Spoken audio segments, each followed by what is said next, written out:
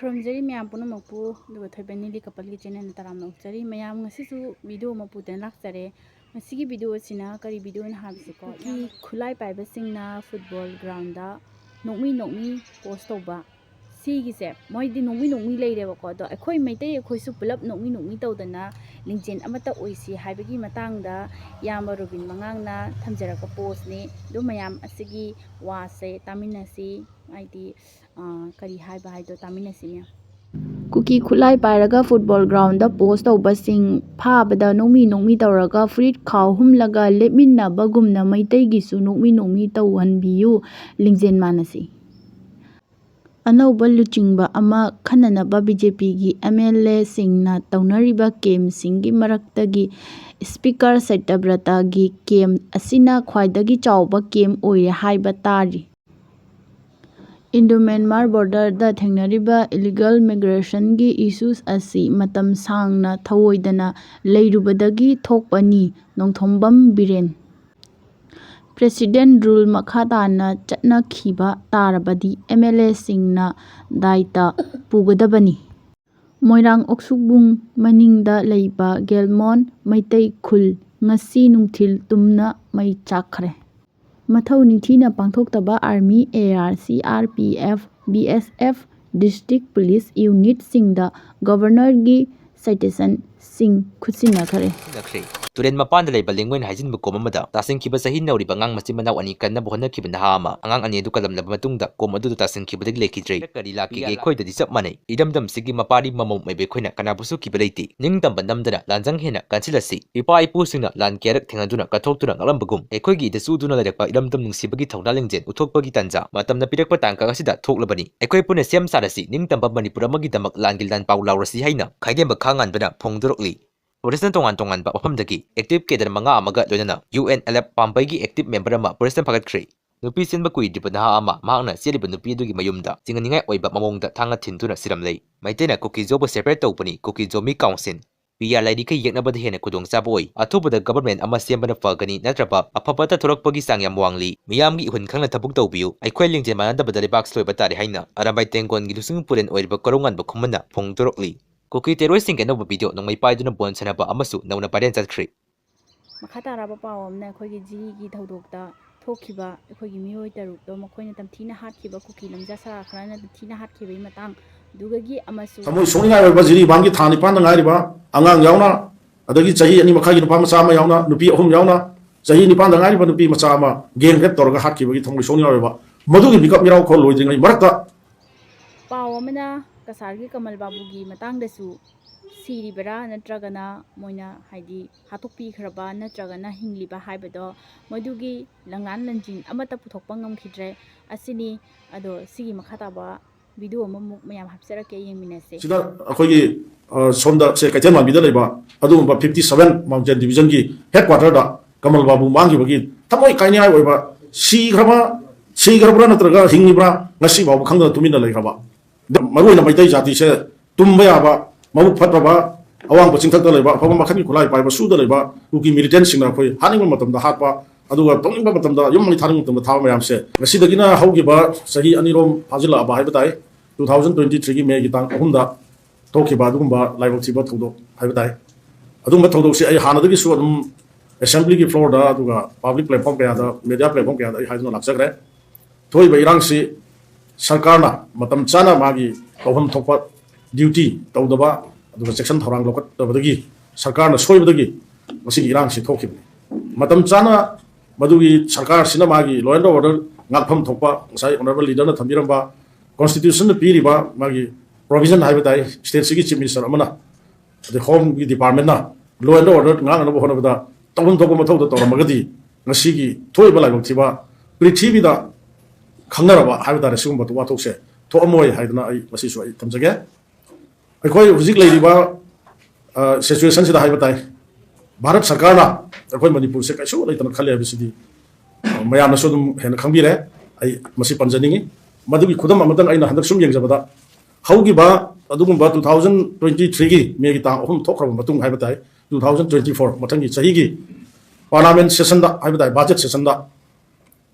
ꯄ꯭ꯔꯦꯁꯤꯗꯦꯟꯠꯒꯤ ꯑꯦꯗ꯭ꯔꯦꯁꯇ ꯑꯩꯈꯣꯏ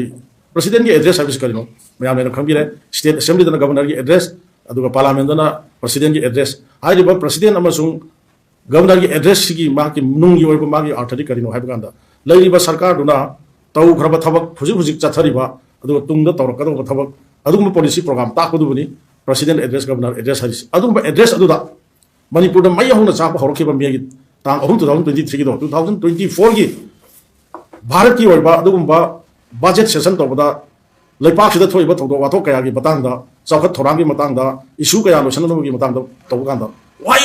पनगीदे अखोई खुद खी मधुसु that is a big example centre अखोई मीनाइबसे हाइनिंगे हंदक मैम खी USA की अखोई पृथ्वी खाई सुपर पावर ने प्रेसिडेंट हंदक नौना अनिरक सुब प्रेसिडेंट खलब डोनाल्ड ट्रम्पना माना मागी स्पीच हाइख्रे पृथ्वी थोब थोद वाथों मैम से मणिपुर थोदों निपान खंगटपगी मणिपुर थोब मे की तांग 2023 होरखिबा थेंगरिबा लाइम थोदोंसिसु USA की पावरफुल प्रेसिडेंट पनग्रबने बट हंदक की पांथोखिबा चथरिबा ngarang tang 16 dagi postpone torga March ki tang 10 dagi amuk hawraga April ki tang 3 phawba chathagdori parliament session se masigi chahi amagi ahamba phamba session oibadina president address ta adugumba super power oriba USA gi anirak suba nauna khalaba president of USA Donald Trump na prithvi da thoiba thodo wathok nipan khangat pada Manipur gi sisu yawrabse Bharat ki adugumba president address ta machet ama bhau pande adusu maduna takpadi si yongna serious oraba yam sathiraba prithvi pumbana khangnara basigumba horiba rabuti thodo se sibu president gi address ta handaki chahi da su yawdo bhai se si adum ta hoi Manipur se kaisu laina khande si khudi maksi kana heli no haiba targadi matik chadaba mina lusingba adugumba sarkar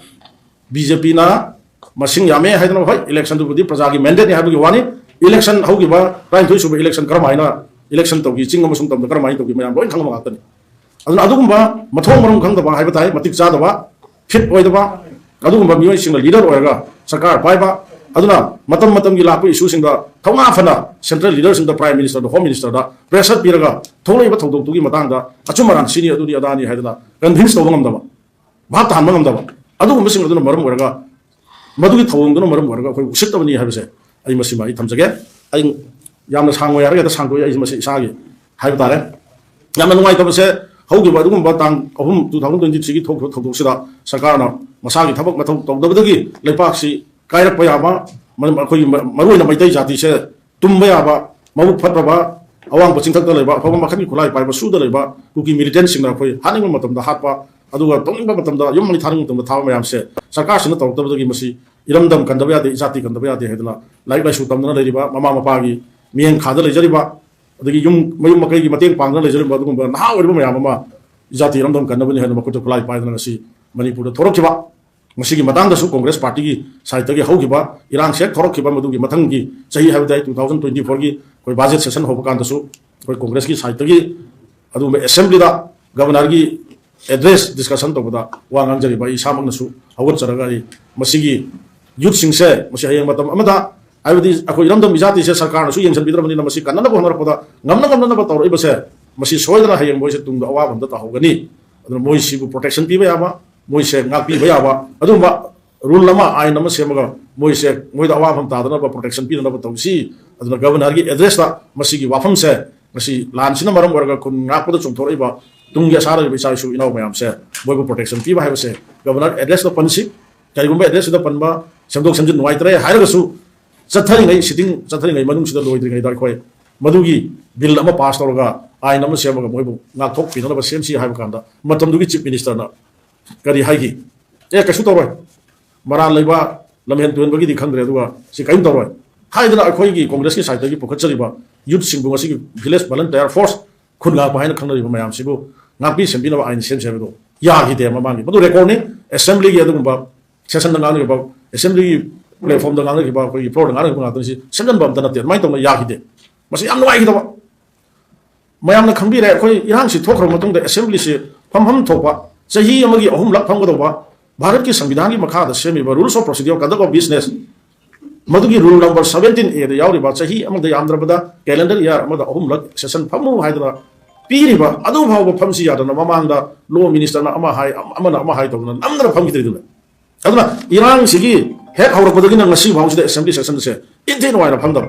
ममांगी चाहिदा budget session दा नुमित खरनी फमबदो अखोई leader of the अखोई CLP ना farmer CM याम इबो बिना house तंबिगी बदो मयाम निक्सिंग बियो अखोई मंगा खतनी सरकार की एनी बिल अमा अखोई ऑब्जेक्ट तौबदा ngमोय अदुना पैसा काइनिंगबा दरकार लेबा लोइनम काइबिरो अखोई साइड की करीम ता हाइजररोय तौबदबु इश्यूज की मतंगदा नुमित निनी हुमी नतसु नोंग मतंगदी मतम बियो खनसी हाइदना हाइबदो यागिदे असेंबली से इंथिन वाइना फमदे हाइदा हाइरोगा करम मोशन तंजा तंजा की पुखलो असेंबली फम रूल की मखादनी rules of procedure conduct of business constitution के अंदर कॉन्स्टिट्यूशन की कनोगी संविधान की मतुंगी न पीरिबा अदुगी मखाद सेमिबसे अखोइना ngangingi हाइदना पंगांग गांगबा याम नते स्टार क्वेश्चन अमा थाजनबदा असेंबली सेशन होदिङै बिफोर 10 days बाइचादा बिलै पोलिंग अटेंशन नाइदना करिनो पोलिंग अटेंशन अमा द थागरो मोशन करमाइ थागकनी दगी डिस्कशन बा जनरल डिस्कशन हाइबना चिंगबा तोंगान तोंगान मागी रूल्स ऑफ प्रोसीड्योर की मखाद लैबनिना असेंबली फमी हाइदना तंजा चादना पंगा गांगबा यादे अदुना मरम ओरगा हंदक्ति नुमित 13 फंगे हदकी सेशन से तांग 10 दगी हौगदोरिबनी अदो तारदि अखोई लैब इशूज की मतंगदा असुक कोइबसे अखोई तंजा असुक फंगद्रे हंदक्ति अखोई अतै अतै यामनमक गांगदगसु इशूज की मतंगदा याम मरु ओबा इशू खरदि अखोई मसी पुथोगा थोंगना शांति पौना नबि तो अखोई क्वेश्चन रेस तौबा मदुगी डिस्कशन दु तौबा हाइदना अखोई मंगा सीएलपी की लीडर ना रुसिंगगा अखोई मंगा सी कोई सिना सिंगांग ना इशू मयाम अमा कोई सेम सादना कोई से याम सेंगना ngaijabani yam sengna harga aduna ngasai honorable leader na panbi ki ba thamoi soninga ba jiri bangi thani pan ngai ba angang yauna adagi chahi ani makha gi nupa macha ma yauna nupi ahum yauna chahi ni pan ngai ba nupi macha ma game rep torga hat ki ba gi thamoi soninga ba madu gi bikap mirau khol loi jingai marakta sida akoi gi sonda se kaiten man bida leiba adu ba 57 mountain division gi headquarter da kamal babu mangi ba gi thamoi kaini ai ba si grabra natraga hingibra ngasi babu khangda tumina leigraba then jiri gi adum bathong da leigraba apik pa ngang yauna miyoi torki matanda huji kari condition leiri karmai tawre madu kanana no haibana chingba sigum isu mayam je chingthoi harga justice tawna no bigidam da koi yam kan sem sarga lejai madu da natuna isu sigi matanda chief minister na prime minister unana bo hona bada kari mai puruga chatkadori no haidana koina mamangi session da walkout tawga ngang ki baga tu sorry मधु की मतंग तो चप चान हंदकी session से कोई पुथोय हरगा prime minister उन तो यारोय हाइबन चिंबा resolution loan बा कोई मधु की आशा तो तौरगा सेम सादना लेजगी अदुगा लोइना ngasa ina हाइजरिबा ngasi सरकार सिना मतम चाना तौम थोक थोक तौदबदगी अवा फम त तागदोबा सोदना तागनी फुनगा को इसा इनाव मरु मपांग सिंग ngasi di कोई अवा फम तो सोय तागदो अदुना मसी की बिल मा हंदक हेक्ता अरोय बिथादना कोई मंगा से असेंबली दा मसी चान चान थेंगनरसी हाइदना कोई मधु की स्टेन नमगा लोइना कोई हदकी ngasi tang 13 se tarigumba ya lak amdadana assembly se yeithom daba animated suspension thamamdragadi tang 10 dagi hoba assembly se ngasi tang 13 si akoi ki private member resolution de ni session manung da every Friday se private member resolution logo daba ya daba logo daba adum minute amani aduna akoi hariba private member resolution ma move togom tamda before 5 days minute mangani gi mamangda akoi masi motion se thajal hogadabani aduna hariba motion se akoi kurna khanara kanda motion से honourable MLA example Surya Kumar नाउ टेस लोकेश्वर हाँ की speaker honourable MLA नाजरी इसामक अखोई अहम की साइड खुनगापे आईन सेमगा मोब प्रोटेक्शन पीनबीदमता motion private member motion resolution move तब हॉरें प्रेस येंथोजे मधु कॉपी पूजना लाजरी मोशन से अखोई हौगिबा तांग 3 नुमित मंगानी हाइबनिना तांग 9 मापन सैटरडे संडे छुट्टी लेबा सेकेंड सैटरडे होइबा संडे होइबा अदुगा तांग मंगा सॉरी मंडे दगी तौरगा मुनुमी सुई सुदे हागनि को हाइदना अखोई लीडर गा अखोई पुन्न फमिनरगा तानरगा तांग 3 हौगिबा अदुगुम इराई नुमित ता अखोई सबमिट तौरगा असेंबली की सेक्रेटरी दा एड्रेस तौरगा मसी अखोई बिल से मसी बिल अमा पास तौरगा प्राइवेट मेंबर रिजोल्यूशन अमा लाउरगा बिल होइना से पुथोगा मसी लो अमा सेमगा खुनगापसिंग से प्रोटेक्शन तौननबा हाइदना मदुगी तौदना से थाजम रदु लाइबक थीबदी असेंबली से ये थोरपा हाइबा तारे under Rule 105 of Rules of Procedure Conduct of Business in Manipur Legislative Assembly, I hereby given notice of the following resolution to be moved on 14/2/2025. That this House anonymously resolved to enact legislation to provide protection from legal consequence and the comprehensive support to the village protection guard volunteer in Manipur, recognizing their sacrifice in defending themselves and their families from the attacking armed miscreant during the ongoing 21 months, all violence in the state, thereby safeguarding the lives, properties, and the future of Manipur, and the promoting peace and the stability. Hai na masi kano si toroga koi submit to bani ngasi hai bani misi ina hai jari ba animated suspension tharam jaga ngasi mag irai misi koi move toroga pass tong na toroga koi chini naw sing sai naw sing se kanna ba hai na tong na madu khudung sa bu lai gidra yam pen da ba ngai da ba hai ba dai aduna iloi samjage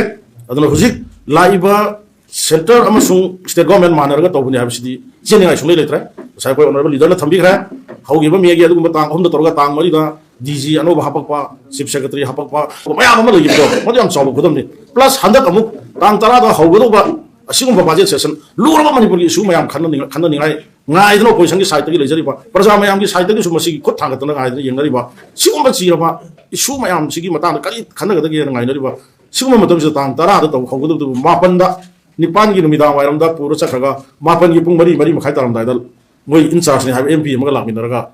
ngahak leraga resign tawre haina tawse masi sini manipur se am sang haragadi manipur se masi losal lage haibi mawongda central amasung state government se manaraga tawra haibase masi tawbani haibase agi site gi haininga sini mayam se tabiraga dum kari dum kan tawba khadawba dum haibiro myam adong asigi sare sum sanjarage bye bye